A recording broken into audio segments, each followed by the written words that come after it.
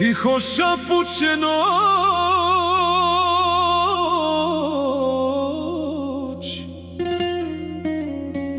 a jedna dova putuje nebu.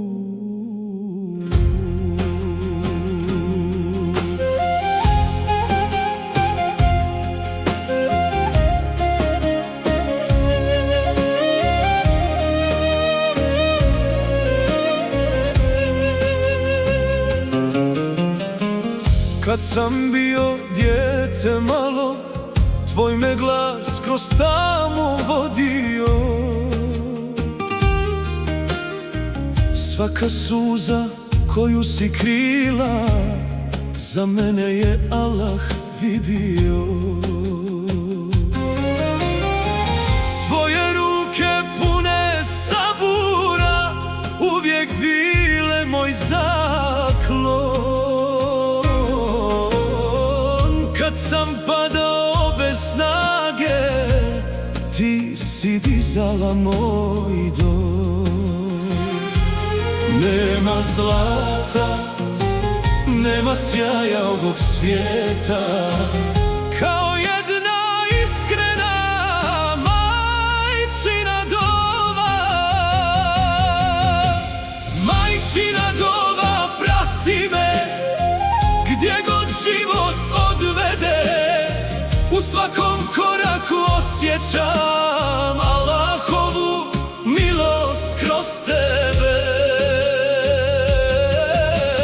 Majčina dova čuva me kad oluje srce lome.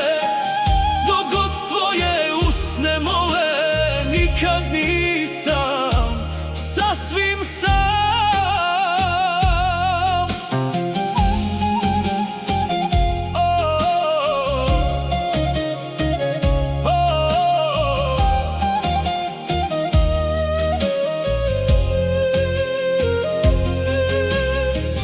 Svaka bora nosi priču, svaka suza jednu noć. Ti si uvijek bila svjetlo kad nisam znao kojim poći. Nisam uvijek znao reći koliko vrijedi tvoja ljubav, ali svaka moja dova počinje imenom majke. Gospodaru, čuvaj svaku majku svijeta, podari im zdravlje, mir i dženet. Majčina dova prati me dok god srce kuca tiho. Najveći dar što čovjek ima